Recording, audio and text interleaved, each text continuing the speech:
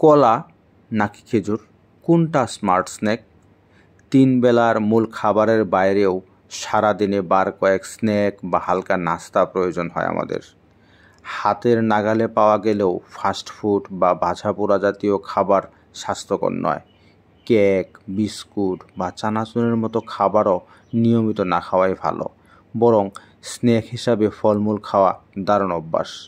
কলা ও খেজুর দুটি স্ন্যাক হিসাবে জনপ্রিয়, তবে এই দুটির মধ্যে কোনটি সেরা?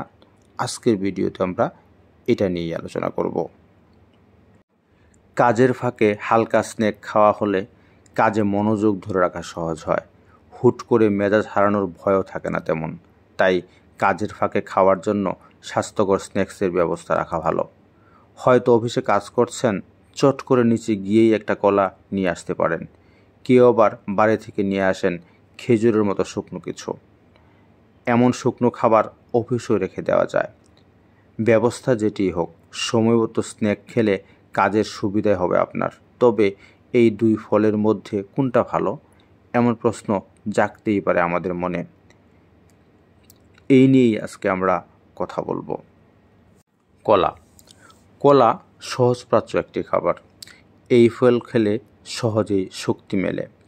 এতে আছে প্রচুর পরিমাণ প্যাকটিন। প্যাকটিন হলো দ্রবণীয় আঁশ। আঁশ থাকার কারণে কোষ্ঠকাঠিন্য এড়াতেও সহায়তা করে এই ফল। কলা খেলে বেশ কিছুটা সময়ের জন্য পেট ভরা থাকে, তাই কলা ওজন কমানোর জন্যও উপকারী একটি খাবার। পটাশিয়াম এবং বিভিন্ন খনিজ উপাদানেরও দারুণ উৎস কলা। ধোয়াধুয়ির ঝামেলা ছাড়াই আপনি ঝটফট একটা কলা খেয়ে নিতে পারেন। খেজুরের চেয়ে এর দামও অনেক কম। খেজুর উপকারী ফল হলেও ক্ষুধা মেটাতে কেবল 2-1টি খেজুর খেলে চলে না। মিষ্টি ফল বেশি পরিমাণে খেলে রক্তে শর্করা বাড়ার ভয় থাকে। আকারে ছোট হলেও খেজুরের জন্য একই কথা প্রযোজ্য। খেজুর থেকে পাওয়া শর্করা লম্বা সময় ধরে শক্তি যোগালেও খুব বেশি পরিমাণ না খাওয়াই ভালো। ভাত, রুটি, আলু এবং অন্যান্য অনেক খাবার থেকে আমরা শর্করা গ্রহণ করছি প্রতিদিন। এর সঙ্গে কোনো মিষ্টি ফল বেশি পরিমাণে যোগ হলে আপনার গ্রহণ করা মোট শর্করার পরিমাণ বেড়ে যাবে অনেক।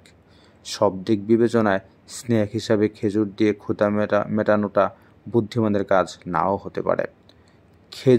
যদিও খেজুরে আছে আঁশ, খনিজ উপাদান, পটাশিয়াম এবং খানিকটা ক্যালসিয়াম, তারপরও রক্তের শর্করার দিকটা মাথায় রাখা প্রয়োজন। খেজুর খাওয়ার আগে খুব ভালোভাবে ধুয়ে নেওয়া আবশ্যক।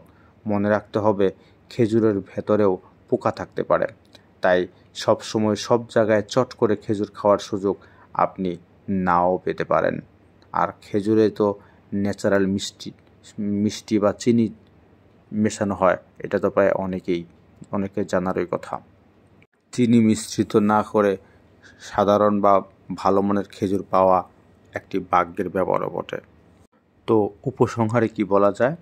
ভাজাপোড়া খাবার, ফাস্টফুড বা বিভিন্ন প্যাকেটজাত স্ন্যাক্সের চেয়ে যে কোনো ফল নিঃসন্দেহেই স্বাস্থ্যকর। খেজুর আর কলা, এই দুই ফলের তুলনা করলে অবশ্যই কলাকেই এগিয়ে রাখার কথা বলবেন আপনি। তবে তিনি এটাও বলতে পারেন, একজন সুস্থ ব্যক্তি সুযোগ কিংবা প্রয়োজন মতো খেজুর বা কলা যে কোনোটি খেতে পারেন স্ন্যাক হিসাবে। তবে দ্রুত শক্তি যোগায় বলে স্ন্যাক্সের উপকার পেতে কলা বেছে নেওয়াই ভালো।